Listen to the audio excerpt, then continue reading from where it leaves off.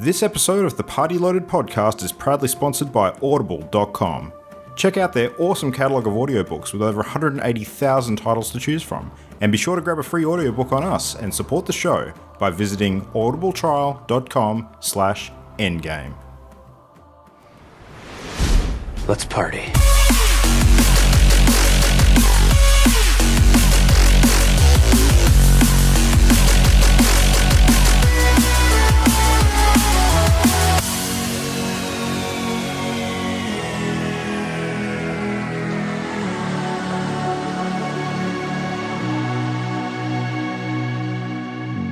Welcome everybody, welcome back. It is the Party Loaded podcast for another week. It is Wednesday the 10th of October.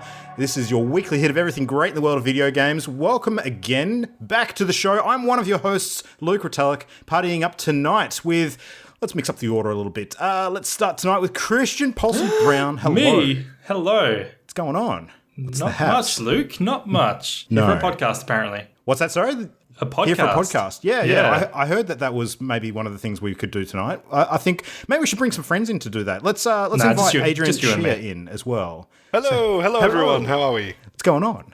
We got not much. Yeah, just moved house. I am very excited to have my brand new high-speed internet connection. So that's good. Oh yes, I saw your internet connection. That's super. Anyway, moving on to Jen. Hola. What's going on?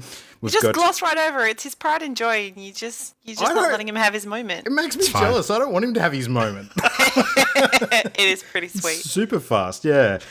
And rounding out the crew tonight, we have Mr. Game Dad, Matt Diet. Welcome back, Matt. Hi, I can't actually hang out tonight, though. I'm busy with friends. Oh, I see. Okay. Oh, right. Cool. See how it is. I thought we were your friends. What a tease. No, that's it. All right, well, we are all here, of course, to chat all things video gaming. It is still peak season, silly season, stupid season for lots of stuff happening. Let's kick right in. What's everyone been playing? Actually, I would like to maybe start this episode by remembering a fallen warrior, someone who did his darndest to support the squad and just couldn't quite carry it through. So we will have justice for Pink Bits. We will definitely have justice for Pink Bits, and Matt will tell you all about how that came about. Justice for Pink Bits sounds like some sort of rights campaign. Yeah. It's totally the title of someone's sex tape. But yeah. I can't even remember his actual name anymore. He's just Pink Bits now. Yeah. So I did a stream of XCOM 2, The War of the Chosen, and we went and customized out a couple of the soldiers that had been surviving. And we got access to a bunch of the Anarchy's Children customizations, which are just ridiculous. Yeah. And one of the customizations is literally just there's no armor on it all. It's just completely bare chested on a dude. So at first he was going to be this bare chested. Yeah. It was like a cross between Mad Max and Priscilla Queen of the Desert with neon colors. So yeah, pretty much. Yeah. So at first he was bare-chested, but then when we started rotating the camera around him, his chest was floating away from his arms and legs. So I was like, you know what, maybe this isn't great. Basically, if you rotate him fast enough, he would become Rayman, yes. Fantastic. But we ended up going for a bright pink leather vest and bright pink leather short shorts on this guy. And he became Pink Bits, the medic of the squad. The Pink Bits was the name that Luke gave him. I can't actually remember his real name, like I said. That sounds like something I'd do. Sure. And yeah, we went into a mission, and he went and took cover up against a car. And then I realized that there are a whole bunch of enemy soldiers around him, so I moved him around the other side of the car. With one of my friends, Dylan, telling me, it's okay, melee attacks can't make cars explode. And then a melee attack made the car explode, and Pink Bits had his face blown off. But he lives. He's not dead. What? So he somehow survived it. Yeah, he didn't get pink misted. Oh, God. So he was bleeding out. We finished the mission. He got away. I updated his character model, so now he has this really gory burn scar on half of his face to remember him being blown up by the car. Literally, like, the first mission after he was wearing this stuff. So maybe that just goes to show he should wear something a bit more substantial than leather short shorts and a vest.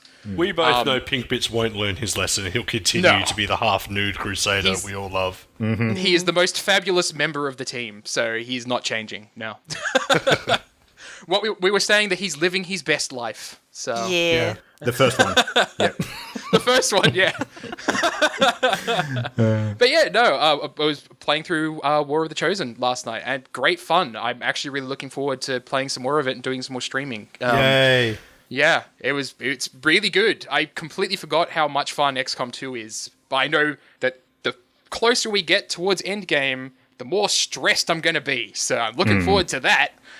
It was funny watching it, actually. I'd completely forgotten, apparently, like 75% of the game. So, yeah, I played through it from start to end, like when it first launched. But man, there was a lot of new-looking stuff in War of the Chosen. Some of the maps and the terrain and everything was just 100% new. So, yeah, it was War of very the cool. Chosen's basically a total conversion mod for XCOM 2, is basically what it feels like. It's got the same XCOM 2 story in there, but with this whole other thing that's going on that actually manipulates the original timeline of XCOM 2. So it's familiar, but also unexpected in really interesting ways. It's really neat. I'm super enjoying it. Yeah. Cool how some of the aliens actually become, like, NPC characters that you interact with as opposed to just hunting down. So... Yes, yeah. That's a nice twist. Very cool. All right. Well, we're getting a bit closer to Halloween and all of the spooky event stuff that's sort of kicking off in various different game franchises, and not the least of which, of course, is Overwatch doing their annual event. And I know that a few of us managed to crack in some time today when it went live. So... how's everyone going with that? Anything interesting? I think it's interesting that I'm playing Overwatch again at all. That's sort of what I find to be the most interesting part of the whole experience. I'd kind of given up on it completely, to be honest. I was like, I can't really be bothered going back into that. But then, funnily enough, bringing it back on topic to my high-speed internet connection, I wanted to play an online game to see if it would make any difference, which of course it didn't. So I just booted up a game of Overwatch, played around for a bit, and tried out a few of the characters that I hadn't played. And I was like, oh, actually, I forgot how fun this was, and played a few more games, and yeah, quite enjoyed it again. Yeah. I sort of hit a point that I suspect is maybe not that dissimilar to you and Christian with Overwatch, where we kind of played the shit out of it and just like milked it for all it was worth in terms of enjoyment, and had to take a break to kind of rediscover a bit of enjoyment for it again.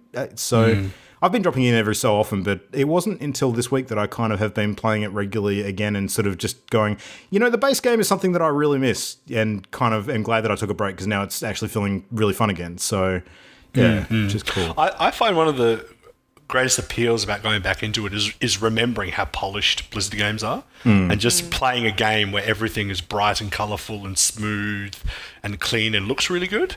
So, yeah, that's what I quite enjoy, and I've sort of missed a bit of that too. Yeah. So the actual Halloween event looks like it's only a very small iteration on what's come before. So the Junkenstein's Revenge, I think they've unlocked a couple of additional characters you can use in it. Jam, I saw you playing a bit of it before. Did you actually do the scenario, or were you... I didn't, but I got a message from Mimo saying, hey, Baguette's in it. She means... Brigitte, yeah. Brigitte. Yeah. Brigitte, yeah. So, yeah, She's it sounds great. like they've refreshed it. She's a fantastic all-rounder. She's such a good addition. I particularly enjoy playing healers, and so I main Zenyatta, and then I quite enjoy Moira. I leave Mercy to Christian because I know that Mercy is his online wife. Always, so yeah. I haven't touched Mercy, but I enjoy almost all the other healers. No, well, I wouldn't dare. But I really enjoy playing as Brigitte, and it took me a while to kind of get into the swing of things. She has a chat. But yeah, I quite enjoy that. And I feel because I'm not as good at shooting as people who are younger and faster and have better reflexes than me, as a healer I can be more useful, because at least that way I don't have to kill as many people. I can just focus on helping my teammates, which I feel is my role when I fall into online games nowadays. See, I really like healing people, but I also really like killing people, and that's why I play Zenyatta. Yep. It can be fantastically offensive. Yeah. Yes, I love Zenyatta. Zenyatta and Reinhardt are my characters. In That's Overwatch. so funny, Matt. 'Cause those are my top two as well, Zenyatta and Reinhardt. Nice. Yeah, those High are two five. characters. Yes. So yeah, we should team up, and you can be one, and I'll be the other. That'd be good. Perfect. We'll swap back and forth. But what I'd really like to talk about with Overwatch is this new endorsement system that I've seen, and I'm not exactly sure when it came in. I just noticed when I logged on recently and had a game that it was there. And so, for those who aren't aware, the way it works is when you play a game now, at the end of the match, you know how you used to be able to vote for like player of the match, where people who had contributed greatly to the game would have their player cards pop up with their player name, and you can have a little vote, and that person would get like a little ding ding endorsement, but it didn't really have any effect. And now it seems they've introduced a proper endorsement system to encourage sportsmanship, and I think it's actually quite a good idea. So what happens now is at the end of a match, you can endorse another player, and what happens is you click the endorse button, and it brings up a roster of all the people on your team, and I think you can endorse people on the opposite team as well. Yeah. And it gives you the option to endorse that person in one of three categories, and those categories are shot caller, which is someone who's acting as a leader and a strategist. So if someone over the mic, or if they're good enough typing in chat and giving directions, if you feel that person has been a good team leader, you can endorse them as a shot caller. The second one is a good teammate. So you can endorse a person who's been helpful or has just been a good player and made you feel that they were working together with the rest of your team. And the third one is sportsmanship, which I think is really great. So you can give a sportsmanship endorsement to someone who's just been exhibiting positive, good behavior in game. So I think it's a really nice way to incentivize people to get along online. That's what I would hope it does. Whether or not it's had that actual effect, I don't know. Well, but, I think the community is taking the shot caller endorsement a little funnily, because it seems to be a bit of a joke endorsement at the moment. Really? Okay, But there you go. it's pretty good. You get a decent idea of how helpful your teammates are likely to be. Yeah, sure. And I like that it's kind of, because you start off at level 1, you have like an endorsement level of 1, and then as you get more endorsements, you can level up to a rank of 5, but it's not clear or explicit how many votes you need or how long it takes. It's just kind of a mechanic in the background. And then if you don't maintain that behavior and keep a good level of endorsements, it will drop back down. And then there are incentives in that there are sort of undisclosed rewards for having a high endorsement level, things like extra loot boxes and stuff like that. So, but it's all kind of backgroundy, kind of vague, but I like that. So it means that people aren't gaming the system. It's just kind of there, and if you do well, you get rewarded. So I think it's cool. I've seen better behavior. I've seen more people be interactive in the chat box in a positive way or in a funny way, and entertaining, and just mucking around but having fun and being respectful about it too. Like, I think it's encouraging a little more positive interaction for sure. I've definitely, in the month to 2 months since it's been on, I've seen that and been very amused by the way people start engaging with each other. Yeah, the meme game has become stronger as a result, I think. It's been quite good. Yeah, no, I think the shot caller one out of the three is kind of interesting because, to my mind, because it's that sort of natural communicator / leader kind of role, I think that certain character picks actually lend themselves better to receiving that endorsement. So yeah, but people really aren't taking it seriously. They call it shock collar. Oh, really? Yeah, it's a bit of a joke. It's a bit of a joke. But I am rank 3, and I've maintained rank 3 for a while now. Oh, good job. Yeah, it's nice. And the opposing team, when you can endorse them, but just for sportsmanship. Oh, I see. Not for the others. Yeah, which is really good because I've definitely sense. had instances where we've had, a full team of 6, so you can't do it for anyone on your friends list. But I've been receiving good sportsmanship ones. Yeah, so the other teams clearly had a bit of a laugh and, thought, oh, you guys are all right. Yeah. But yeah, it's good. There's a whole episode that we could do about encouraging positive behavior in game players. Because this is the sort of thing that I wish World of Warcraft had. You hop into a battleground and just listen to people complain. It's like, oh, well, we've lost. And you're literally like 3 minutes into a match. Yep. No, dear. I could speak at length about the subtle sort of behaviours that exist in games that have very few communication tools, like Hearthstone, for instance, because there's a huge amount of metagame around the communication and trolling that can occur, even when you don't have the tools to do so. So, yeah. Destiny 2 does the same thing. Oh, yes, Yeah. absolutely. And now there's text chat in that game that adds another wrinkle as well. So, Yeah.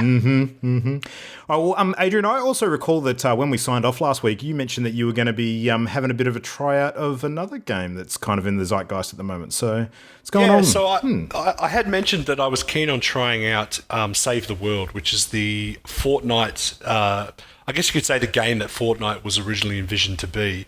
So most people that have played Fortnite know that it's a battle royale and that you jump into a map and it's like a deathmatch with tons of people and the map gets smaller and that's kind of it. It's hugely successful. If you're listening to the podcast, you probably know enough about Fortnite.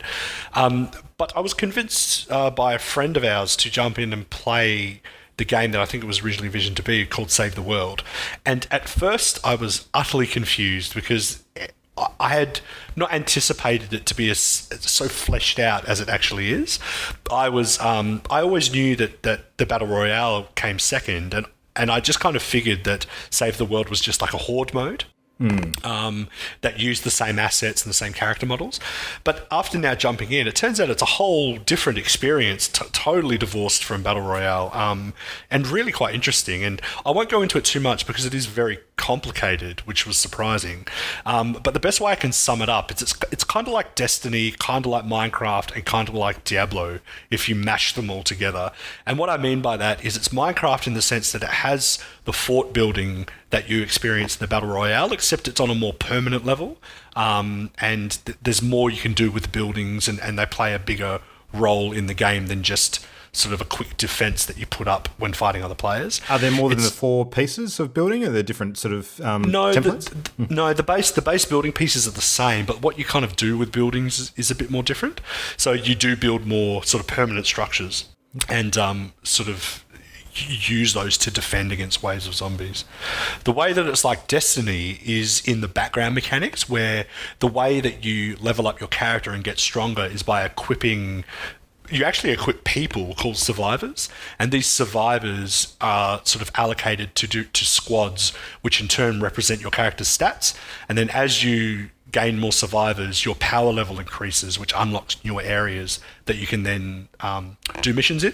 So it's similar to Destiny in that sense. And then the way it's like Diablo is that it's a massive loot grind, which I wasn't expecting. And it's really, really fun because there are tons and tons of what's called schematics. So instead of just getting a weapon, you get the plan for that weapon. Then you have to craft the weapon out of materials that you harvest in-game. And each time you complete missions, you can unlock new schematics to make new weapons. You can then level up those schematics, which increases the power of that weapon. But each time you create a gun from a schematic, that gun has a shelf life. It has a durability, which eventually wears out. And there's no way to repair that weapon.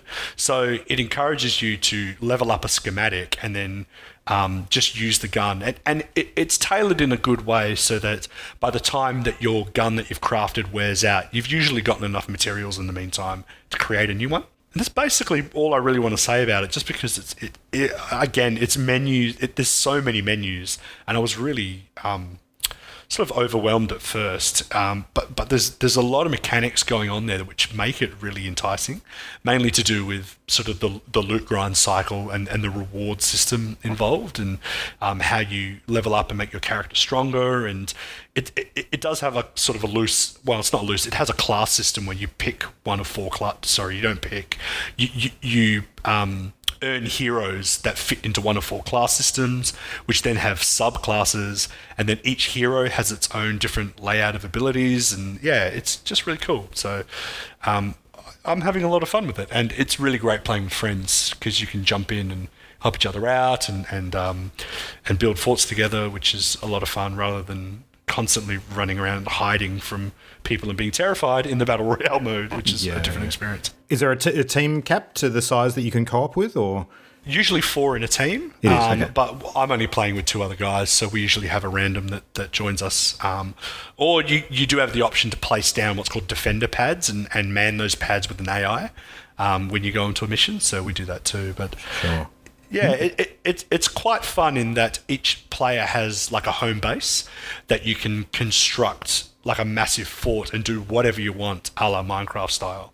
And you can actually visit your friends' home bases and see what they've built, which is, I think that's quite fun as well. And it's got a bit of a tower defense vibe to it as well, because unlike the Battle Royale game, there's more than one type of trap. So instead of it just being spiky traps, there's like all sorts of weird and wacky traps, and they're all designed to sort of defend against zombies. So tower defense is the other main sort of running theme with that game mode, which is cool. All sounds like very, very fun aspects to that game. Yeah. Unfortunately, not available on Switch, though. I just found out they don't have the Save the World mode on the Switch version. Oh, interesting. Yeah. I mean, it is a bit janky as well, because it still says early access, because I'm sure they're pouring all their attention into the Battle Royale, which makes sense.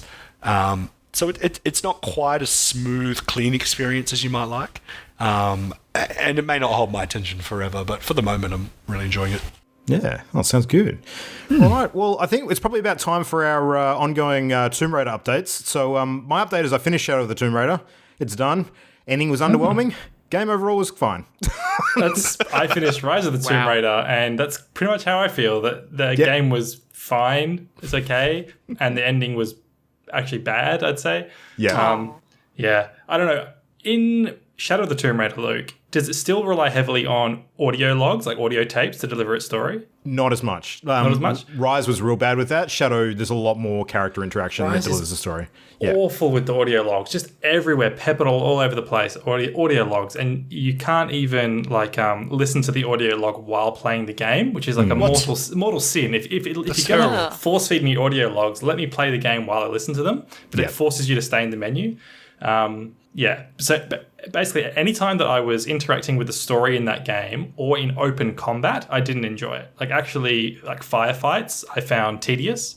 But if I was doing tombs, if I was doing stealth, then I did enjoy the game. But that's pretty much it. The stealth and the tombs are good, but the combat and story terrible. Yeah, I think having played through the entire trilogy now, I can kind of look at it and compare it a bit more effectively to the Uncharted series, and I think Uncharted is just like head and shoulders above the Tomb Raider reboot trilogy, and largely because of the character development, the lack of annoying aspects like what you just mentioned with the audio logs. Sort of, there's nothing that really rips you out of the game with Uncharted like that. But the other thing is that the cinematic nature of the game is carried the whole way through. It's not like there's just one critical scene at the beginning of the game to hook you, and then after that, that's it. It is regular and ongoing, and it surprises you with when it pops up. So it keeps you on your toes. It keeps it exciting like an action movie without having just sort of one big peak and the rest of the game being trough. It's much better paced. So yeah, I'm a little disappointed. I feel like that's partly embracing RPG elements. It's responsible for that, because there's so much downtime and busy work in the Tomb Raider games that you don't really have in Uncharted. Uncharted's quite set piece to set piece. More, whereas Tomb Raider's doing the more open world style. Yeah, can be tricky. I think there's also a factor of Uncharted kind of embraces the wackiness of what's going on in the same way that, Indiana Jones kind of embraced the wackiness of what was going on, whereas Tomb Raider is very serious, right? Yeah. Nathan Drake is definitely more of a Indiana Jones kind of character. There's no doubt. Yeah, for sure. Yeah. All right. What else is going on, Christian? Anything else interesting? Just today, I decided I wanted to tinker around with Metal Gear Rising Revengeance, which is one of my favorite games, probably in my top 20 games at least. This is the Platinum Games Metal Gear spin-off character action that they made. It's 2013 it came out, so it's 5 years old now. But I hadn't played it on PC before, and I wanted to see how good and shiny it could look on my new gaming monitor. And I was completely caught by surprise by how awful the PC port is, because it's just like a straight console port, and it's 5 years old, and it was just a mess trying to get it to run. So the first problem was that I couldn't put it into 2560 by 1440 resolution. The highest it will go is 1920 by 1080, like 1080p basically. Yeah. And on a higher resolution monitor, 1080p just looks blurry. So it just looked awful. And it was running in 24 frames a second maximum. Oh, yeah. That was in full screen mode. If I put it into windowed mode, then it would run at 60. But then it was there's no borderless windowed mode though. So if I wanted to play it in 60, it had to have like a stupid Windows border around the edge of it. So I started Google searching because I'm sure there were tons of people who had the same problem. And sure enough, I found a program called Metal Gear Rising Override, and that enabled the increased Sounds like a resolution. sequel. It does. It does. Totally. It sounds Yeah. better than Revengeance, actually. Right, Metal Gear Rising Override, yeah. That allowed me to bump up the resolution by like it hijacks the 800 by 600 resolution and swaps it into the higher resolution. And then I found another program called Windowed Borderless Gaming, and that lets you like maximize any window to make it look borderless, even if the normal options don't allow. So at that point, I had high resolution, I had 60 frames a second, but then I discovered that I was using an Xbox controller, and when I played in windowed mode, it wouldn't show me the controller inputs for like QuickTime events and on-screen tutorials. It would only show me those if I was in full screen mode. And this is a game that relies a lot on QuickTime events and like quick action, and it was very frustrating where it's like press the X button, but it doesn't mean the X button on my controller, it means the X button on my keyboard, and really it wants me to press the Y and B buttons together. So it was just confusing. So I had to try and get full screen working. So I found another program called Force Fix, and that let me force 60 frames a second in the full screen mode. So basically I have 3 pieces of third-party software running just to be able to play Metal Gear Rising in an acceptable level. Well done, sir. I would have given up long before that. Holy moly. Yeah. No, I love messing around with like mods and fixes and injectors and that sort of stuff in my games. So I didn't actually mind doing it. It's a bit of a puzzle to solve. And it does look and run very nice now, so...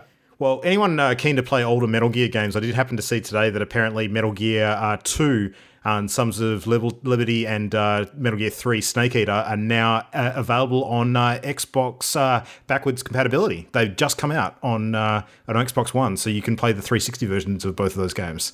So there you go. Anyone who's keen to jump back into some Metal Gear, which I absolutely am. So the only ones that are not available on current gen consoles now, I believe, are the original Metal Gear Solid and Metal Gear Solid 4.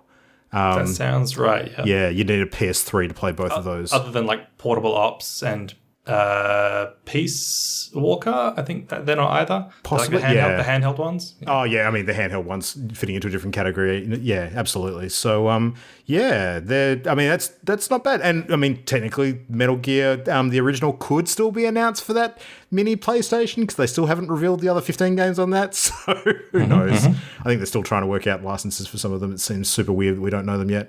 But, yeah. All right, well, that's a bunch of games. Jan, did you want to give us a quick update on anything else Armello related, or? Yeah. I loaded up Armello for the first time in a while, which was fun. It's so adorable. I'm pretty sure I'm going to have to buy it on Switch. Even if it doesn't carry over my progress, I just love it. I'm going to have to. It's a good game. Yeah, I want to take it with me to Melbourne to PAX. So, yeah, upcoming travel, that's a good reason for it. That must be coming up pretty close to the release date for 2.0 now. What's the timeline looking like for that? Does anyone remember? I have no idea. Not a clue. I seem to remember that was around October, Just so... glorious. Oh, but fun fact, I went for the Tower's Fang. I went stabby. I don't normally go stabby. And I had my strategist stolen from me. So I was sitting inside the palace walls. I was on 1 health, but I had a squire. And I managed to survive the fight and not even need my squire to win. They were swearing at me. It was great. That's I would great. swear at you too, absolutely. All right, well, let's kick into some news then. Now it's time to hear some gaming news. Time for some gaming news. And Breaking news. breaking news. This is a big one. This is a super big one. Yeah. So just as we started recording the podcast, Sony finally announced after 12 years they're going to let us change our bloody PlayStation Network names. Holy shit. Finally! So long sought after. They are having a big month, like this sudden surge of, actually answering some of the long complaints that people have had, like, the crossplay stuff a week ago, and now this. What the heck is going on over there? Yeah. This is super weird. I'm certain this is something that they've been trying to do for years and years. Because I remember reading that, like, from people like engineers at Sony, that it's actually much more complicated than people thought. Like, the way they baked their network names into their entire like back-end system, it was never as simple as just like enabling the feature or letting people do it. They had to actually figure out the engineering solution to it. Maybe announcing the news like this week is part of like a wider PR wave, because it's not actually going to be available yet. So they're going to start doing beta testing soon, and they've announced a full rollout next year, early next year. And the first change is going to be free, and then afterwards it's going to be $10, which is fine, or $5 if you're a PS Plus member, which I'm sure most of us are. And the other important piece of news too, is that it's only going to work smoothly with games released after April 1st, 2018, and the majority of PS4 games. So if you're playing like a PS3 or a Vita game that came out before April 1st, then you could run into unexpected issues, or your previous ID may still appear. And what that's telling me is that the solution they've come up with is like an additional layer on top of your existing name. Yeah. And that your real name's never actually going to go anywhere. They've just figured out a way of sort of showing everybody a different name moving forward. But because they have announced you'll always be able to revert back to your old ID anytime if you have any issues. So it's like they've created a mask for your PSN name. It's interesting. It's sort of similar to how Discord works with usernames, how you can kind of, have a login access name and then change that for whatever chat you're in or anything like that. Yeah. Yeah. Interesting. Battle.net works the same, actually, now that I think of it. So, cool. All right, well, other Sony sort of tidbit, it has been sort of formally announced and talked about this week that there is new PlayStation hardware reportedly on the way, like the next-gen PlayStation is being worked on. It's now sort of been confirmed, which, surprises nobody. No details on whether it's going to be called a PS5 or something else at this stage. We'll find out probably a little bit further into next year, but we won't be finding out at PSX because it's not happening this year. So there you go. And also Switch. It looks like we're going to see a hardware revision for the Switch sometime next year. So again, very scant details on that, if any. So it kind of opens the door to a bit of speculation. And now that most of us have Switches, I guess it's probably a good one to throw out to us. What would you actually want out of a Switch hardware sort of upgrade if you were potentially going to go out and get it? Is there anything on your wish list, everybody? Like, now that you actually know what you may prefer to see changed? I mean, kickstand's an obvious one, but yeah. Just battery life is the main thing I care about. Yeah. Battery life? Yeah. Yeah. So I tend to agree. yeah. Give me the Switch controllers, but Xbox One Duke sized. Jesus. Yeah. Well, I mean, I have big hands. It's true. So it'd be nice to have something a bit larger and more comfortable. So yeah, to do that. Interesting.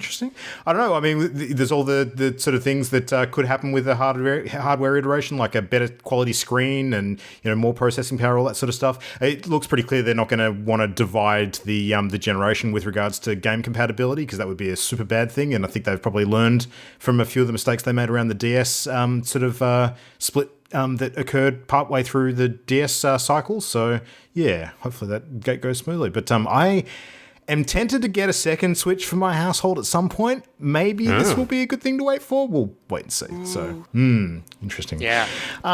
So yeah, Blizzard had a quick one this week as well. So kind of big news in terms of Blizzard people coming and going. So President Mike Morhaime is actually stepping down after 27 years in the job.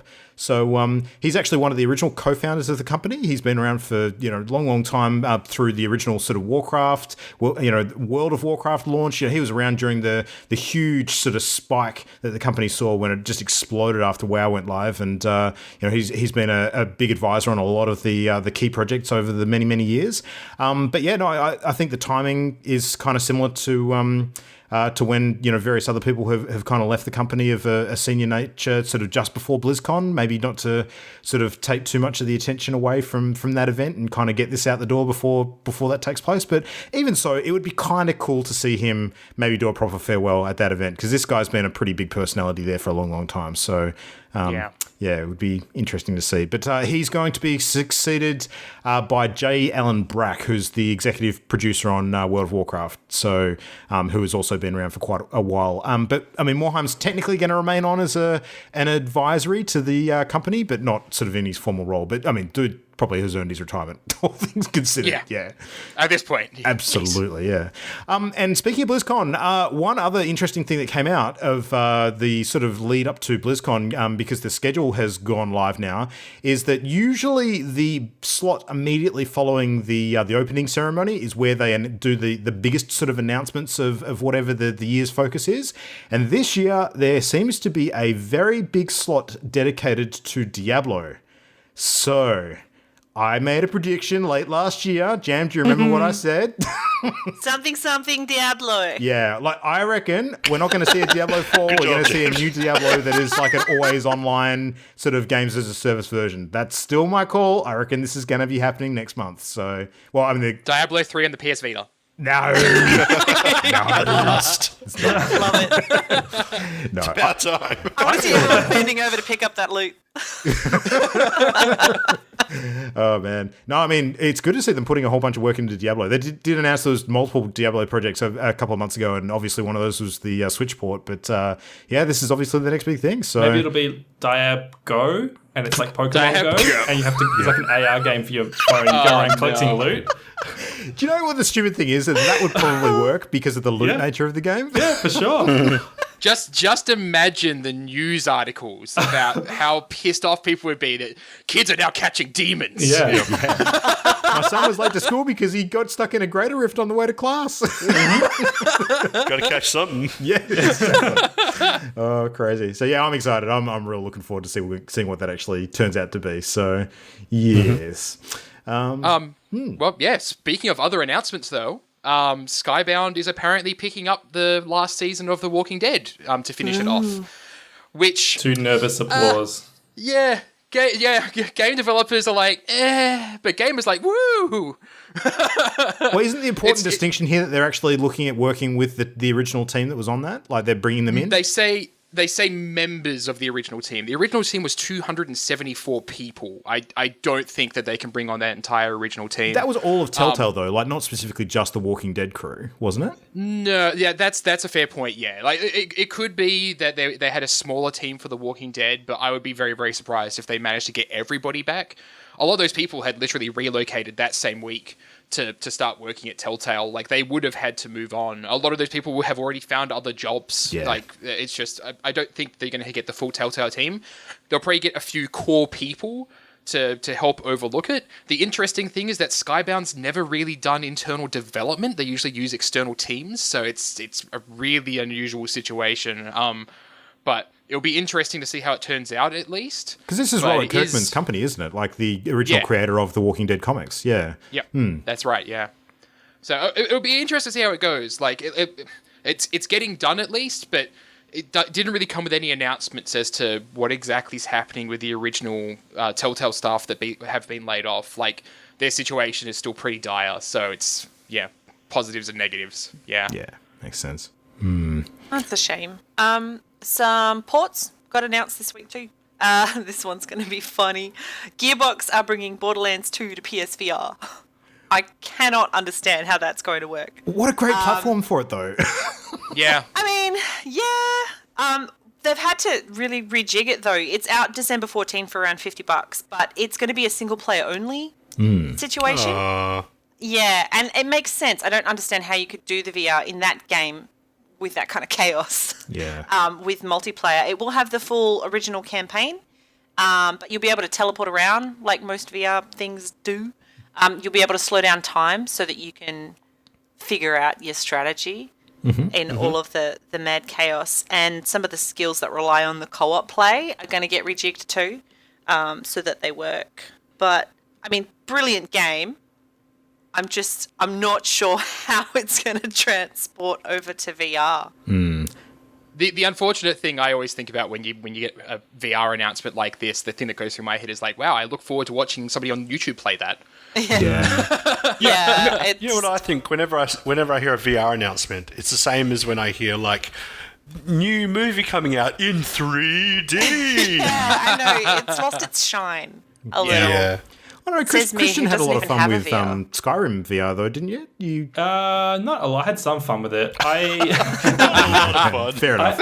I disagree with like the 3D comparison somewhat because I think that there are great, amazing VR games, but they're just few and far fair between. enough. Like, I really want to pick up that Robo Rescue game that came out. Oh, that yeah. actually Yep. seems legitimately great, and I'm super excited for Tetris Effect as well. yeah. So Yeah. there are good VR games out there. The Borderlands 2 doesn't interest me, No. but maybe it'll interest somebody else. I don't know. It's the purpose-made VR stuff is same for the purpose-made 3D movies. If you've got a movie that's going to actually take advantage of it and utilize that technology to deliver its story in a more interesting way instead of just, oh, look, it looks like I can see kind of the sides of their face. Yeah. You know, it's the same with VR. I mean, just porting everything over it's a bit odd. Yeah. But Yeah, I love the game. I hope it works because it's just a riot to play. The aesthetic seems like artistically it would be a good fit, is what I think. It Oh, does. for sure. Yeah. It'll look cool. Yeah, it'd be fun to look around. Yeah. Especially if they have, I don't know, if you can interact with Butt Stallion. That'd be great. That'd be great. Another port that got announced this week, which is going to destroy a few people I know. Oh, yeah. Stardew Valley will be coming to mobile. Yeah. That's dangerous. And everywhere, everybody who uses their phone on the toilets now are taking 2-hour-long blue breaks. Oh dear. So iOS, it'll hit later this month for about $8. Android, there's no dates yet, but it's following. And no mods, no multiplayer. So it'll be a single player experience, but it'll have the full single player experience that exists now on other consoles. So Which is massive. Oh my God, It's that's pretty a huge game. huge. Yeah. Yeah. That's amazing. interesting. I don't know. I'm undecided, but yeah, I think my sister's going to cave pretty fast. It's an interesting game for mobile because mobile experiences are usually fairly fast, and I could see it maybe working, like sitting down and doing a day and then ending your day once you get off the train to go to work or whatever. But I still think that might be a bit long, maybe? That's the tricky thing. You'd need to be able to pause it. You'd want to be able to save not just at the nighttime when you're sleeping. Yeah. Because you'd probably lose progress. Exactly, yeah. It'll be interesting to see how they handle that. I'm pretty sure you can Yes. save at any part of the day in that game. If Not I remember at correctly. the moment. Oh, really? No, Huh. not right now. Yeah, You lose progress. If you quit during the day, you get reset to when you woke up. Oh, wow. It's been a while since I've played. Okay. I totally forgot that. Cool. Yeah, but that'll be interesting to hear about. I'm sure someone will cave real fast. Yeah, absolutely.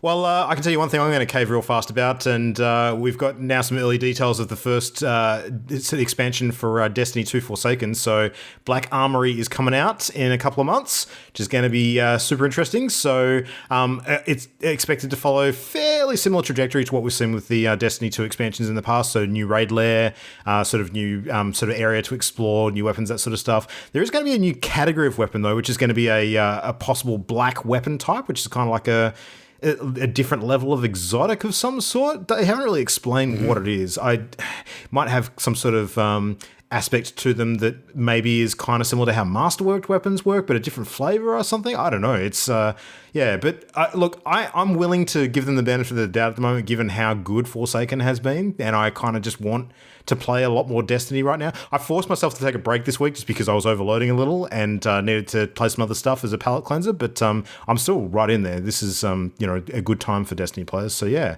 good to know that stuff's not too far away. So middle of November is when we're going to get a big news dump about what's happening, because the expansion release is happening end of November, early December, I believe. So yeah, there you go. More Destiny stuff. I admit I've been tempted. If you remember back when I was on as a guest and we talked about the deaf guy we interviewed, Josh, who gave us a lot of info about how the deaf community interact with Destiny. I caught up with him the other day, and he was doing his darndest to convince me to get back into Forsaken. And I think he may have succeeded, to be honest. I've just kind of been waiting for payday, but I might have to jump in because he made it sound really good. Way better than you guys did. Come on, you got to. Well, to be fair, the one thing that I'm really hanging out for is to run the new raids, because I keep on hearing from everybody everywhere that it is the best content that Destiny has ever had. So you just need to be a fairly high level to do it. That's all. Yeah, I was really interested because I've mentioned before that the way Josh does his raids is he finds a group of American deaf guys and they all have webcams and a second monitor. So when it comes to calling shots in the raid, they actually sign into the webcam. Wow. And that's how they achieve. If you've ever done the raid in Destiny, you know how kind of crazy that sounds. That is badass. But it's sort of a testament to like, it doesn't stop people from achieving what they want to achieve. Like they just find a way. Nature finds a way. And I asked him. I was like, "This new raid is there anything in that raid that has been a flat out impossibility for you being deaf with your teammates?" And he just came back and said, "Not yet, and we don't think it will be." So it's just interesting that even without any kind of accessibility built into the raid experience, they're still finding a way to make it work. But I think that could be an interesting topic for future podcasts about sort of the content of games. When it comes to like making raids accessible. I don't know. That could be something to discuss at a later date. But I thought it was really interesting. Multi-layered sort of cooperative challenges that could... Yeah, it's interesting. But I mean, at the end of the day, I think what really won me over is because he was explaining to me all the new stuff in Forsaken and doing it in sign language. I think him shooting a gun at me and acting it all out probably helped. So I was like, that sounds really exciting. It's better than words. Nice. Well done. All right. Well, we got one more item on the list, and I think we need to throw to Pokemon Go fanatic Adrian here to cover us off on this one. So let me first start by saying I have some excellent news on the Pokemon Go front, and it's that my lovely fiance found my Pokemon Go Plus, which was excellent. Oh, good. It was in my pants, so that's Wait, not did it go surprising. through the wash? No, luckily it didn't. Oh, good. It hadn't gone through the wash that yet. thing's designed to vibrate when Pokemon are nearby, right? Yes, that's right. Okay, cool. It was in the Say no back more, of say my no more. pants. Let's just be clear for those listening at home. That's very exciting because now I can play the game passively like it was always intended. So they have announced that the Generation 4 Pokemon will soon be coming to Pokemon Go. It was released with a little teaser trailer, and it just shows the 3 starter Pokemon for Gen 4, which is Turtwig, Chimchar, and Piplup. Piplup being a fan favorite, I think. And it also teases an existing legendary Giratina as well. And there's a few other changes that are going to be sort of rolled out with this update. Things like the weather feature having a reduced effect on the Pokemon spawn rate.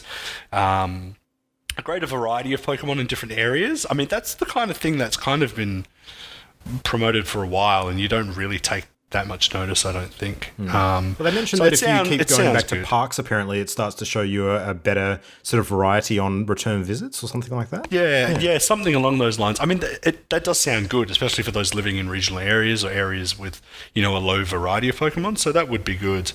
And there's some other stuff in there about adjustments to stats, which is fine, but I feel like Pokemon Go has the same kind of issue that the mainstream Pokemon games have, and is that obviously one of the main draws of any Pokemon game is building a team that you love the Pokemon of.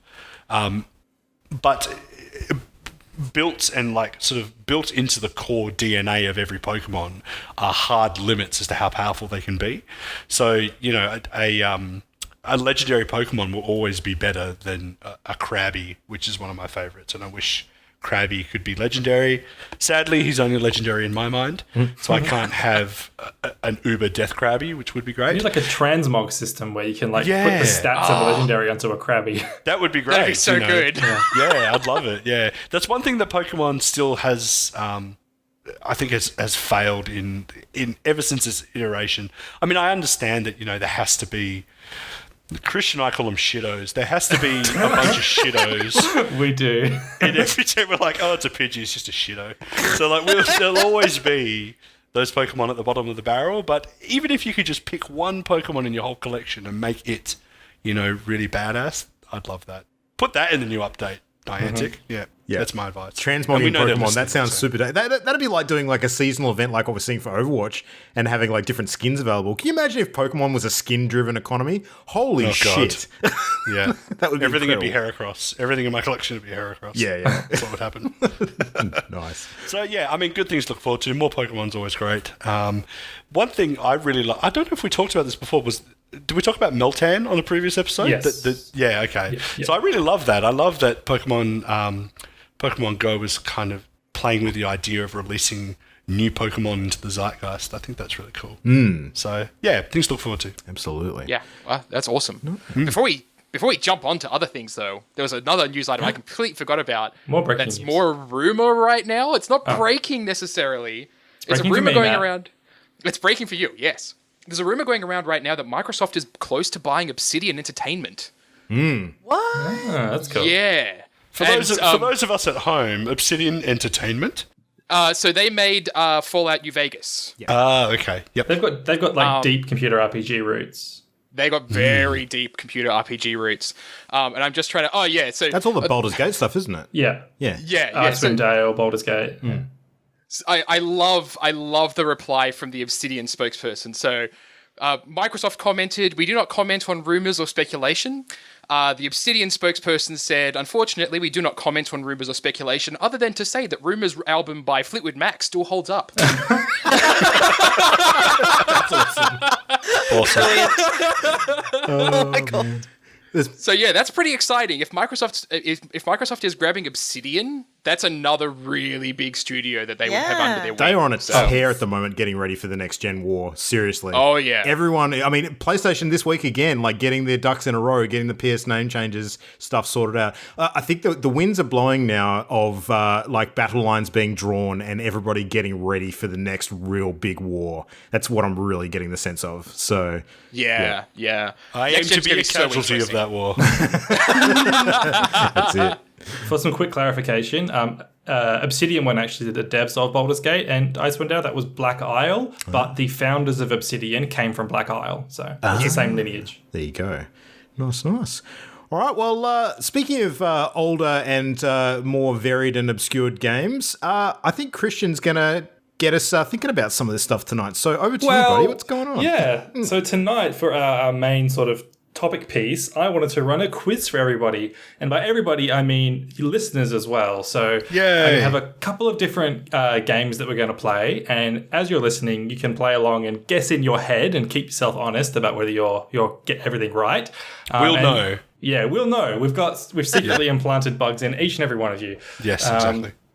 And yeah, I just thought it'd be a bit fun. And the quiz tonight, it's not going to be too like obscure or zany because I want you all to actually be able to guess everything.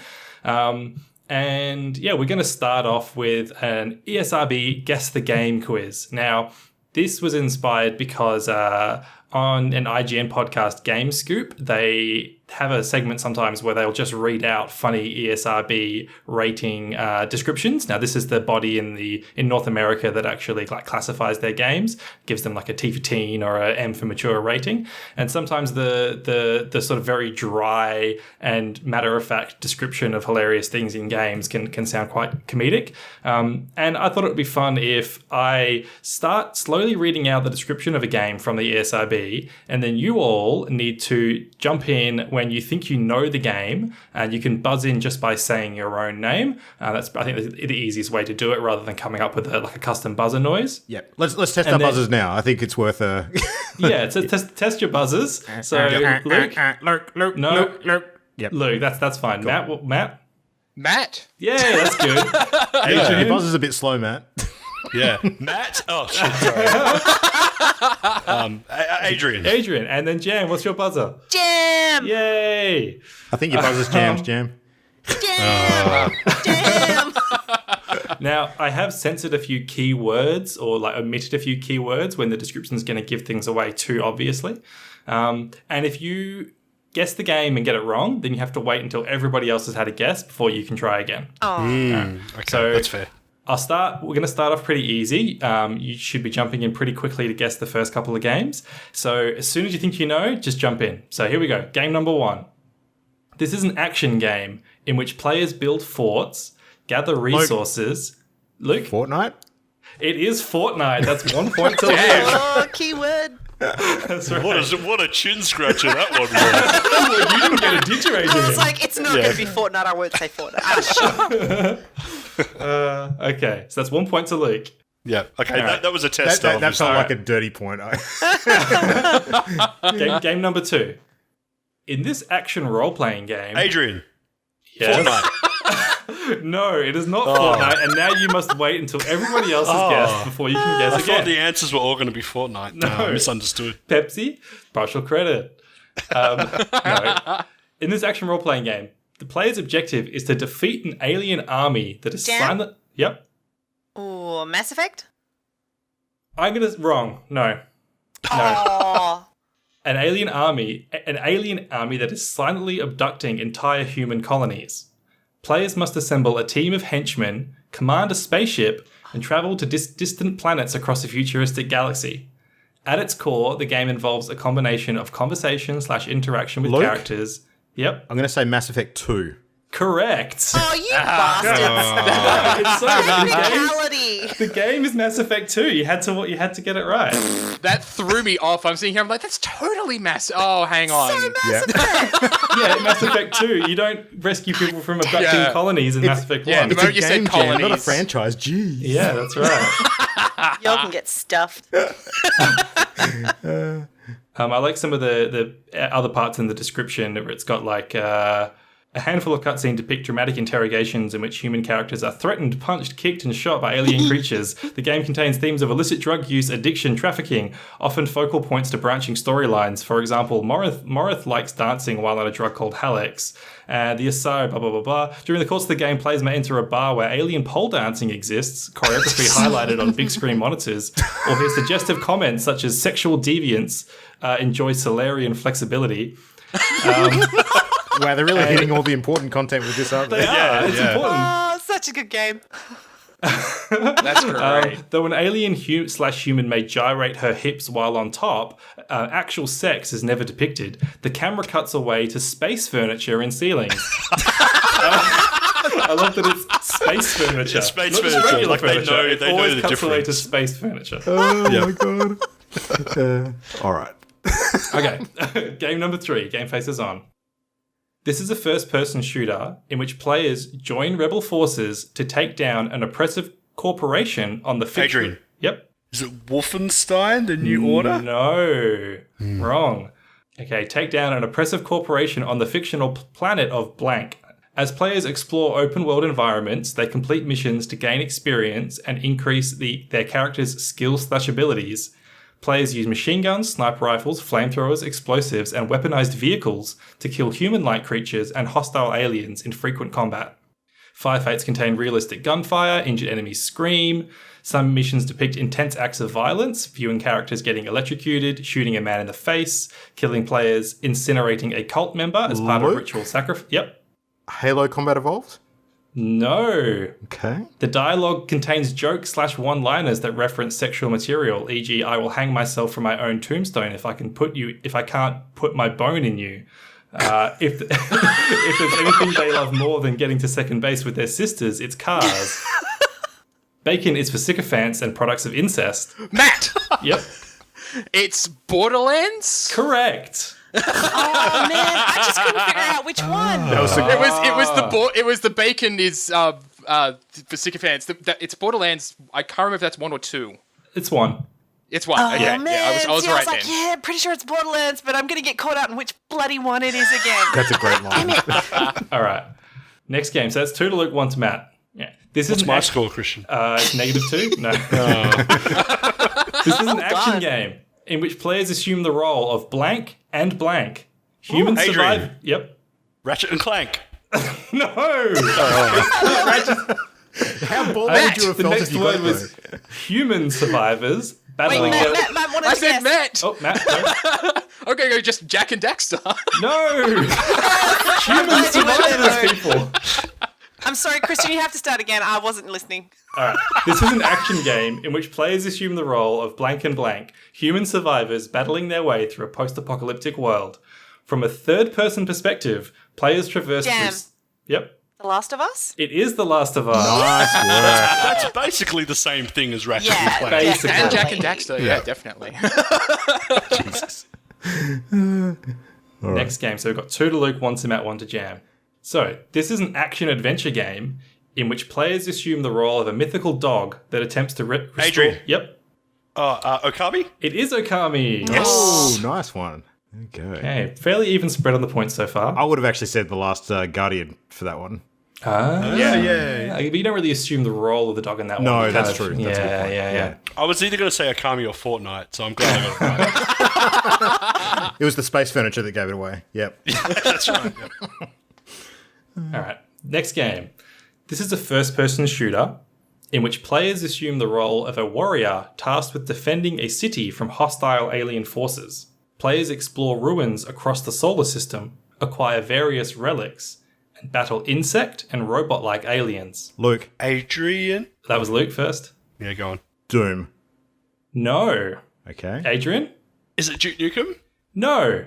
Oh. Characters use pistols, shotguns, rocket launchers, and special powers, e.g. telekinesis, blasts of energy, to kill enemies. Enemies can also be dispatched up close via hand-to-hand combat and knife stabs. Combat is highlighted by cries of pain and realistic gunfire. Some aliens emit splashes of white or black liquid when shot. That's the end of the description. Matt, Yep. Destiny. Yes, it is Destiny. Good I was sitting work. there listening to it, and I'm like, I'm waiting for a kicker here. There wasn't Yeah. one. Oh, yeah. 'Cause that's a tricky one because all you really have to go on is you're a warrior defending a city, but exploring the solar system. That was the thought. That was when I thought people would chime in, Yeah. is exploring the solar system. Yeah. So, When you said powers, that was what kind of pushed me over to Destiny. Yep. okay. So you're all on the board. It's 2 to Luke, 1, 2 to Matt, 1 to Jam, 1 to Adrian. Anyone's game. And anyone's game. So next game. This is an action game in which players assume the role of an ancient witch who battles angels and demons while uncovering the mystery. Adrian. Yep. Oh, which one? Bayonetta? Yes, Bayonetta. I was going to say Bayonetta 2. No. Next game. This is a third-person shooter / action game in which players assume the role of blank, a hacker trying to find an evil mastermind. Yep. Oh, fuck, no. Okay, I'm going to say System Shock. No. Okay. Players use pistols, machine guns, assault rifles, and explosives to kill various human enemies, e.g. criminals, police officers. When close to an enemy, players are able to shoot them in the head or knock them out with a blackjack. Players, yep. Watch Dogs. It is Watch Dogs. Damn say it! Watch It was on the tip Dogs. of my tongue. There's some interesting stuff in the description here I didn't know was in the game. So apparently the game also includes a few instances of sexual activity, including an obscure depiction of masturbation, a woman performing fellatio on a man, and a man thrusting against a woman from behind. Camera angles obscure the sex act and no nudity is shown. During the course of the game, the central character sometimes consumes large amounts of alcohol. One sequence depicts the character using needles to inject themselves with drugs. Not drugs. Not drugs. That's- Yeah. Oh, the masturbation and sex scenes is when you're looking into people's homes via the camera hacking. That makes sense. Because you actually have to use it as leverage in one of the missions, if I'm not mistaken. Yep. Wait, are we talking about in-game? Or? Okay, we've got a couple more. Let's see if we can get a clear winner here. So the next game, this one might be tricky. Blank is a third-person action game that takes place in a mysterious space station. The protagonist searches for clues found in the form of audio/video Jam? clips. Yep.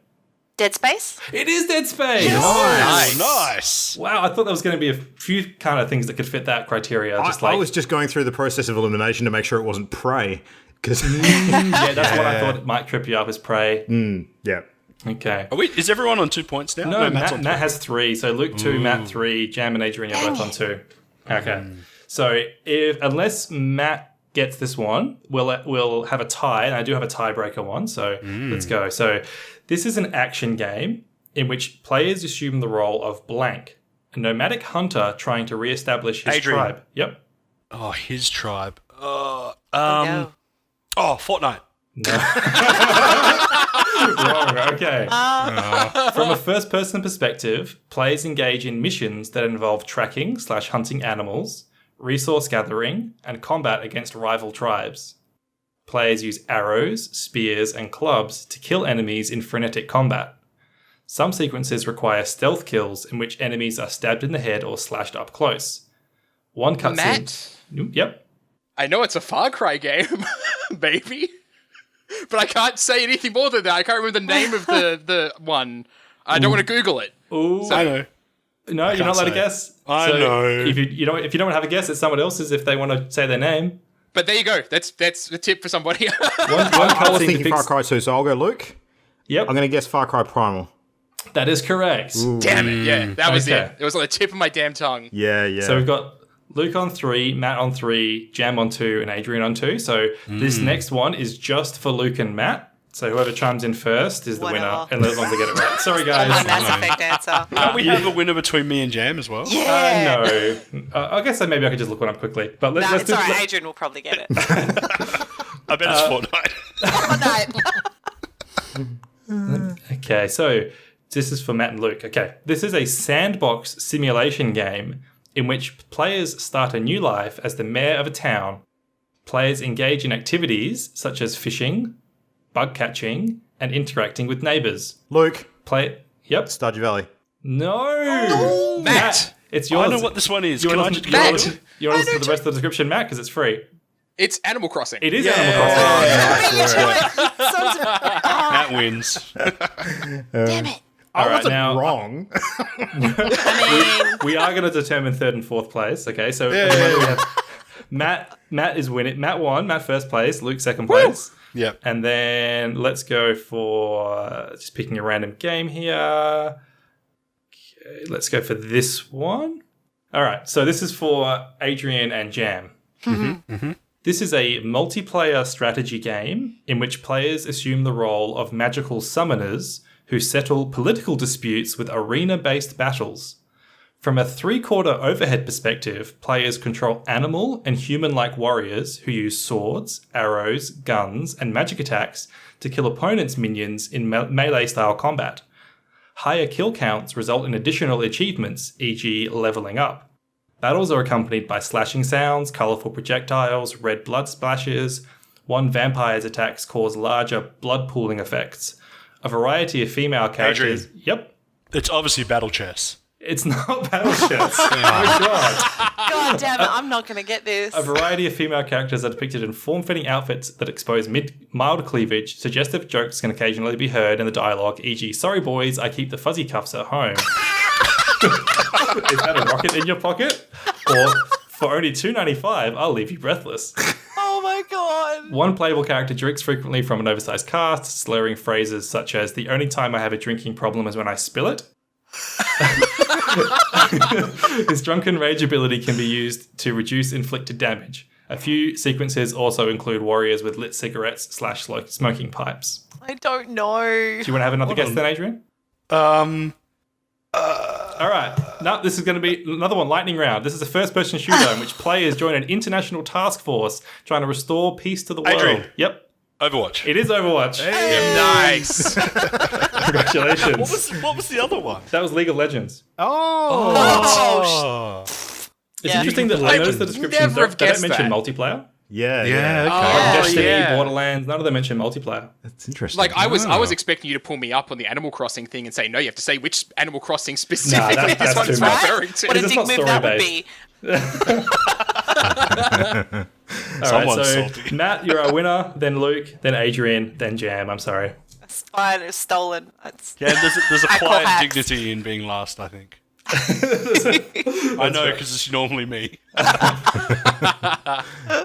nice one. That was awesome. Yeah. Hey, very okay. But the good news is for everybody, the next game we're going to play is all of you versus me. Oh, it's the boss fight round of the raid. It is the boss fight round. Yeah. So this is going to be video game 20 questions.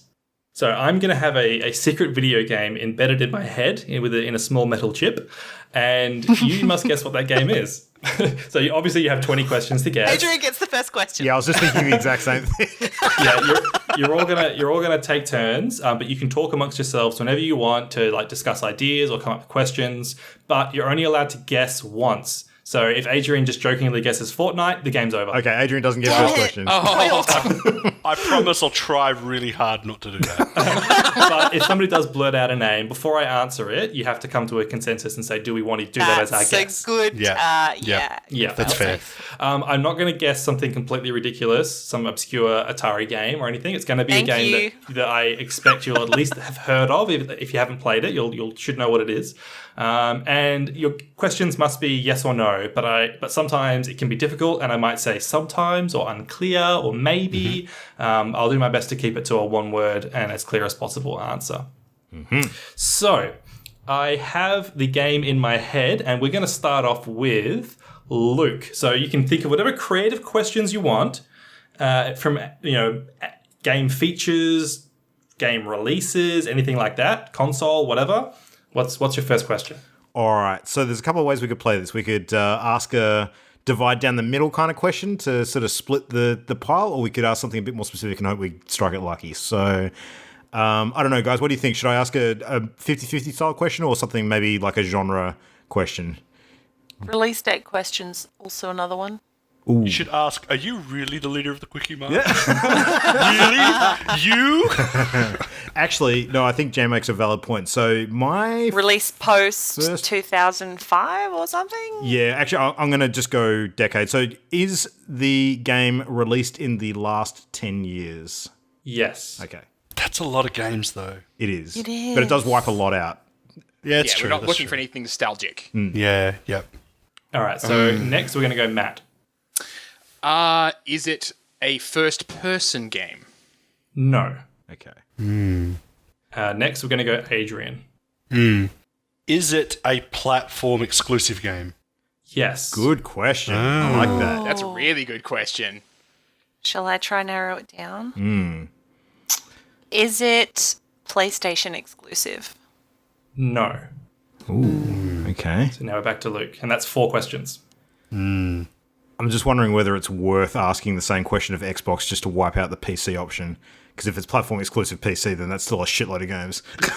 Yeah. Yeah. Yeah, okay, I'm going to ask that. Is it an Xbox exclusive? No. Ooh, okay. There are other platforms though, dude.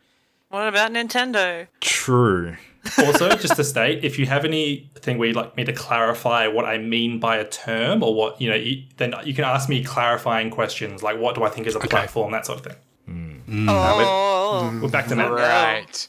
Okay. I have an idea, maybe, but it might not. Actually, no. I'm going to go for it. Is it an open world game? No. Okay. You had to think about it. We did. But what could that mean, open world? It's a bit vague, I think. Well, my thinking was if it wasn't PC, and there's been a lot of open world games, but not that many. Yeah. It's a console exclusive, because console exclusives often are open world games. So, Right, okay. It does wipe out things like Breath of the Wild, so... Yeah. Adrian. Is it a remake of an existing game? No. Okay. Jam. What should I go for? Could always ask if it's part of a franchise or a one-off. That's true. Let's talk about what will help us narrow it down. Yeah. The franchise thing might substantially, maybe. Yeah. I think maybe let's take lessons from the previous game. Maybe we should be asking questions about like, is the character male or female? Do you do this? Do you do that? Because if we keep asking broad questions about the style of game, Yeah. it still only narrows it down to a few hundred. Single player versus multiplayer Yeah. might be another angle. That's true Yeah? as well. Yeah. Yeah, that's All true. right. Yeah. I'll go that way. Is it predominantly a single player game? No. Okay. Okay. Okay. So that's 8 questions. You can ask for a recap on questions anytime you want as well. I'm taking notes. Oh, okay. I was just thinking I should do that, but I have a clacky keyboard. Yeah, I'm Last writing. 10 I'm writing years, I not bought this first thing called person. a pen, and I'm using that. Yeah, I'm using a pen yeah. too. They're amazing. Yeah, it's really cool. So it's not predominantly a single player game. So it's No. probably a multiplayer game. And it's Luke's next guess. Well, I mean, the it next not question. being predominantly single player still opens up a fair range of options because there's a lot of different But flavors it's of. platform And exclusive. it's platform exclusive, that yeah. narrows it Yeah. back down again. Okay, hang on. So it knocks hang on. out things like Overwatch and stuff like that. Not necessarily because Not Overwatch is exclusive to the BattleNet platform. No, Christian. Well, we could clarify on that. What? I we're allowed consider to clarify. BattleNet a client, not a platform. Yeah. Okay. Good answer. Yep. So platform would be the machine machine. that plays the game. Yeah. Yeah. Yes. Because Yeah. I would say, yeah, okay, so basically a console exclusive. Yeah. Or a PC exclusive. We're Or a PC basically exclusive. yeah. And what was it? It's not a PS4 exclusive. No, not PS4, not Or an Xbox. Xbox. And I didn't specify which generation of Xbox either. So, we did say PS4 though, didn't I we? said PlayStation. Okay, that's good. So PS3 is. Let's just might be ask as if it's on the Switch, because the Switch has a small library of games. And if Yeah. it is, it'll be easy to guess. That's true. Yeah, go for All it. right. Whose turn is it? Luke, Yeah. Fred? Is it a Switch exclusive? No. All right. Well, that doesn't help. Matt. We're on PC. All right. Actually, that might have been a bad question to ask because if it was something that was released on the Wii U and then ported to Switch, then that is still technically correct response. Yeah. Yeah. I don't know if he'd be that tricky with us. I should have said Nintendo, but anyway. See, if it's... I'm going Yeah, to make it a clarifying statement here. And it's, if you ever talk about releases, then I'm going to be answering as if it's the initial release. So if a game gets re-released, or remade like a couple of years later, Yeah. then that's a separate issue, separate matter. So if you say when was a game released, it's the first time it came out, or what platform was it released on, first time it came out. Okay, cool. I wonder if that statement in itself is a red herring. Yes. Anyway, see Christian didn't mean doing to that. interrupt, Matt. Sorry. We have a franchise angle. We've not had the franchise question, but we've Yeah. also asked... so we know that by platform we're talking about consoles, but we've also asked PlayStation, Xbox, and Switch. So does that And mean it's none of those. So... And it's Is an it? exclusive, so it must be a PC game? Or pre-Switch, like a Wii game. Yeah, like a wider Nintendo exclusive as opposed to just a Switch Yeah. exclusive. Yep. But there's also handhelds. Yeah. True. Yeah. I don't think Matt? it would be too hard. I think we Gotta get the go question going. franchise or genre direction. Okay, yeah. Is the game part of a franchise? Define franchise in your own words.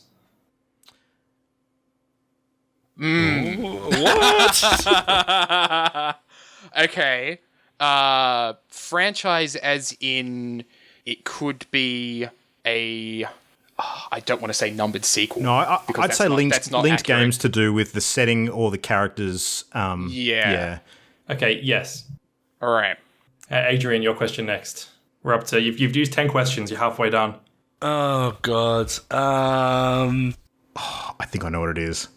How? Because I'm metagaming this a little bit and thinking that I know Christian well enough to maybe know what it is. You can freely say game names without actually guessing. Okay, here's my theory, Yeah. guys, and you can take this for what it is. My theory is that it's going to be something Smash related because that is something that has a confusing enough roster that we can ask a lot of questions and get thrown in a lot of different directions. No, I disagree. I know Christian well enough, and I don't think he would do that to us. Yeah, I think for maybe if we played this game several times down the track and he was trying to bamboozle us, then maybe. But I think he's playing. Let's call it vanilla 20 questions. All right, you got to do a question. If you take too long, then I'm going to just burn it for you. All right, is the game available on Steam? No. Ooh, that wipes a lot of Damn. potential games Okay, out. that's good. But now, okay, so that means it's either Wii U or handheld. No, Right. there's other PC clients. There are other PC clients, yeah. Yeah. Should I go genre? If it's predominantly multiplayer, should we see if it's a shooter? Or a MOBA? or a... We already asked if it was first person. So it could be a third person shooter, maybe? I think I might know what it is. I think it wonder- might be. I'm not. This isn't a guess, Christian, but I think it might be World of Warcraft. I can just imagine all the listeners screaming at their iPods because they think they know the game already. Yeah. World of Warcraft does tick Yeah. those We boxes. can't hear you. Yeah. It does. Because yeah. it's multiplayer, it's not on Steam. Maybe we could go to the possibly fantasy exclusive / to PC. sci-fi angle. That's another I just said divider. iPod, not iPhone. That's how old I am. But Glorious. you can't play WoW on any other platform. Should I okay. just ask if it's a Blizzard game? Yeah? Yes. That's a Okay. good idea. My Yeah. question is it a Blizzard game? No. Okay. Oh, There you go. okay. All right, Okay. well, that knocks that out. So that's question 13. You're getting towards the pointy end of this. We're not very good. And Luke's up next. Okay. So not on Steam, not on Battle.net. It's not a PS4, an Xbox, or a Switch exclusive, Yep. but it is an exclusive. And a franchise. So unless we're Yeah. talking an obscure console like the Ouya or something like that, I think there's a pretty decent chance that it's going to be a DS or a Wii/Wii U/Switch title. I think we need to ask if it's on a handheld because that will cancel out a lot of stuff. True. Yeah. Yep. But careful how you ask it because the Switch is a handheld as well. Yeah. So, You have already asked the Switch, though. Yeah, we've already asked if it's on Switch or not. yeah, I asked if it's a Switch exclusive, not if it was on Switch. True, I should shut my big mouth. Whose question is it? I've lost track. It's yours. Oh, it's mine. Okay. All right. I'm going to say. We've only got 7 questions left. All right. 6, actually. You've used 13. Was this game released on a portable console besides the Switch? Define portable. The main purpose of the console is to be used in a mobile fashion. So that would either be a mobile game or a Vita or a DS kind of situation where the No. it's not. Okay. Interesting. That's 14 questions used. Now, Matt, number 15 is yours. I reckon it's on the Wii U. Because having to ask for a definition of portable, Wii U is semi-portable. You can carry the screen around the house. No, but yeah. Yeah. You see what I'm He's saying? just playing us, guys. It's Try true. and playing us, Cam. You, Christian, you. Yeah. Yeah. It's true, though. It's not my question, though. It's Matt's question. Yeah. TikTok. I'm thinking. Help me out here, guys. If it is Wii U, that don't narrows know. the list of games down considerably. So I should just ask that then. Yeah, we've still got a few left. Yep. All right. Is it on the Wii U? Yes. Okay. Oh, okay. So it's an Alright, so exclusive to the Wii U as well. 16 is Adrian. Oh, God. I don't know enough about the Wii U games. Yeah, me neither. Yeah. Let me think. We were kind of on that Smash theory. Yeah. But which one came out? Was there a Smash game that came out specifically for the Wii U? Because it's an exclusive. What have games no only idea. came out on the Wii U? Oh, yeah, that's a good point because the last Smash that came out on the Wii U also was on the Was a DS. port. Yeah, yeah. Ooh, that was a good catch. Yeah. So I don't think it is then because I think that was the only one on the Wii U, wasn't it? One game that actually made its debut on Wii U, which has had one sequel, was Splatoon. That's an interesting one. Oh, yeah, part of a franchise. Because I was thinking of, what's the one where you play all the tiny little heroes? What was that one called? But that's not part of a franchise. The Tiny Little Heroes. Yeah, you play like a bunch of heroes and they all band together. Yeah. It was on the Wii U. I can't remember Oh, what you it's don't mean called. Pikmin or anything like that. You mean No. They were like superheroes. They were like little, and like they do team up moves. I and- know what you're thinking of. Yeah. Yeah, I can't remember what it's called. But it wasn't a franchise, so it wouldn't be that one. All right, you got 10 seconds to guess question. Oh, God. Not guess the game, but say a question. 10, 9, 8. If it's Seven, Splatoon, ask if it's a 6. third-person shooter. 4. Whose question is it? It's yours, Yours. Adrian. Oh, shit. 3. 2. Is it a third-person shooter? Yes. Oh, okay. Okay. Jan, All right. your go. If you... Yeah, your go. Do you want me to ask if it's team-based or make a guess? I or... think Well, you should ask well, we all- something we all- that will we- rule out Splatoon either way. It doesn't. You don't need to ask if it's team-based because we already know it's multiplayer. And I don't True. think there are many multiplayer games that aren't team-based. True. Should I ask if the game involves ink? Well, you may as well ask if it's Splatoon. Yeah, pretty much. Yeah, at that Because that point. doesn't Oh, that's a eliminate guess. us You're from right, further you're right. guessing. Yeah, you're right. You're right. Do you play as a squid? Yeah. Shall I? Yeah, go on. Yeah. Christian, Yeah. do you play as a squid? Well, no. Technically, you're an inkling. That's what he's going to say. Oh, shit! No, I'm giving play it to the you. game. You guys got it. It's Splatoon. Nice. You don't play as a squid, so you have to be very careful with that, Jam. I just wasn't going to be a jerk about it. Yeah. That's my fault. I've not played it either. Good work, But team. I thought you would have all at least heard of Splatoon. Yeah. Yeah. Yes. Absolutely. There We we got go. there. Yeah. You beat me. Dude, That was question 17. So That's not bad. Close, That's a lot of but pressure. Got there in the end. Yeah.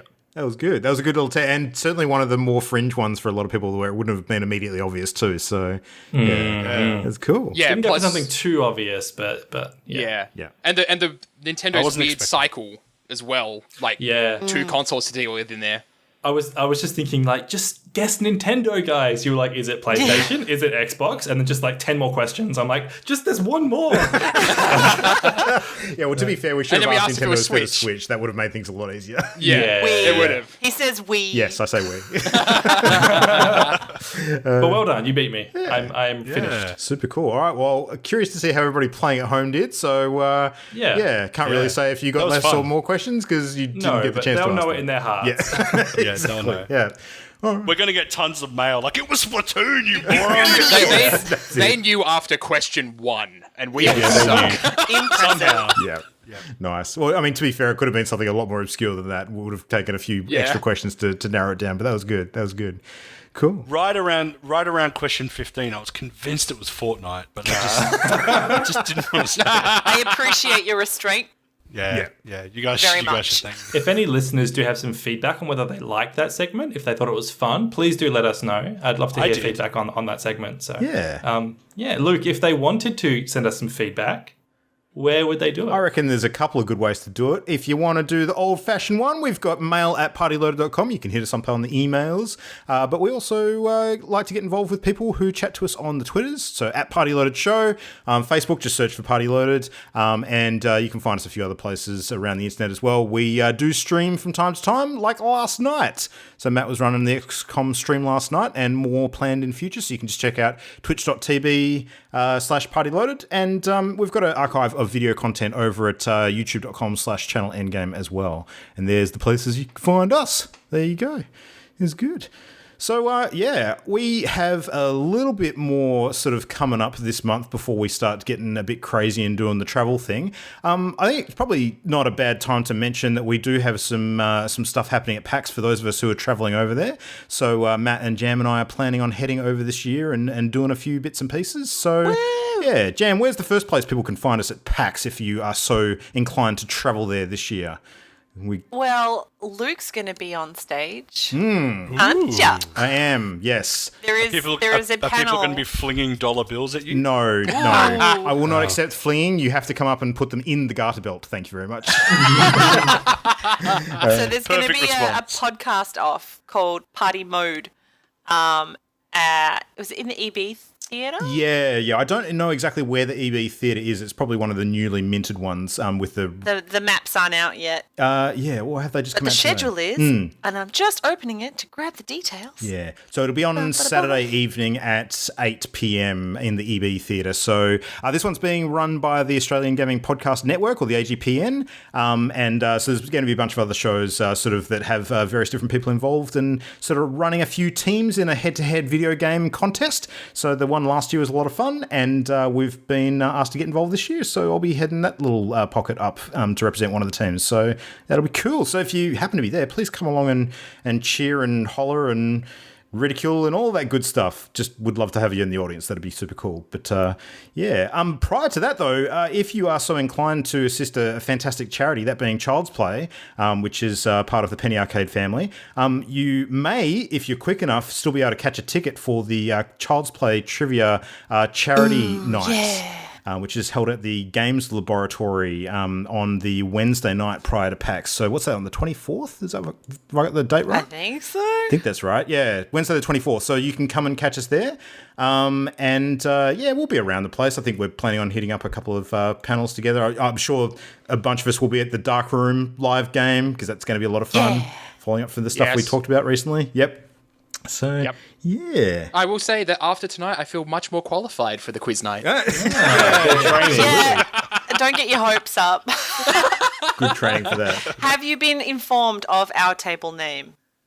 It is No. a traditional name. Yeah. So every year our table name is Good Day, Sir. And then whenever they call out our table name, we all yell, I said good day! Really loudly. You got to It's great watch fun, the original and it Willy hurts Wonka people's with ears. Gene Wilder to get the reference. It's the Yes, no, I got it. yeah. It's a classic. It's a classic. Nice. Every time. Yep. Did you guys see what they named the new theatre? Well, Yes. I'm mildly disappointed that it's not actually bin chicken, but yes, Yeah, it's but everyone's Ibis. going to Ibis, the new Ibis theatre. But everyone's going to call it Bin Chicken. When Theatre. they made the Yes. announcement, they said in the announcement, we know what you're going to call it. Yeah. I'm disappointed it wasn't like Wagtail. Oh. That'd be really cute.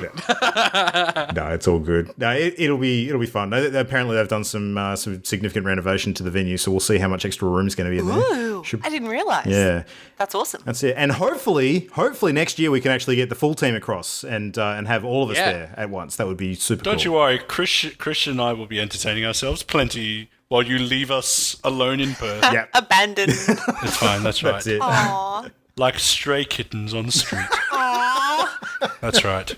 No, that's it. All right, well, what other stuff have we got on in the meantime? Anyone going to be playing anything interesting this week that you want to quickly shout out before we wrap up? I'll be back in XCOM 2 on Friday night, probably. Nice.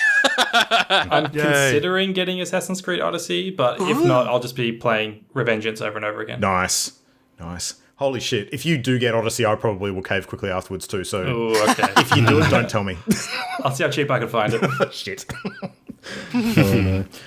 We'll see about Forsaken, perhaps. All Right. Well, hit me up if you do get dragged in. It would be cool to fire team up again. But all right. Well, that is a show. So thank you everybody for listening. Hopefully you enjoyed playing along with the quiz. And cheers for running that one, Christian. That was much appreciated. A lot of fun. my pleasure. Yeah.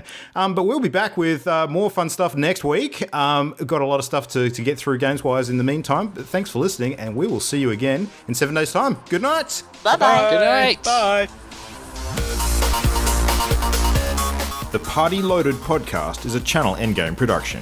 For this and more great gaming content, bookmark channelendgame.com.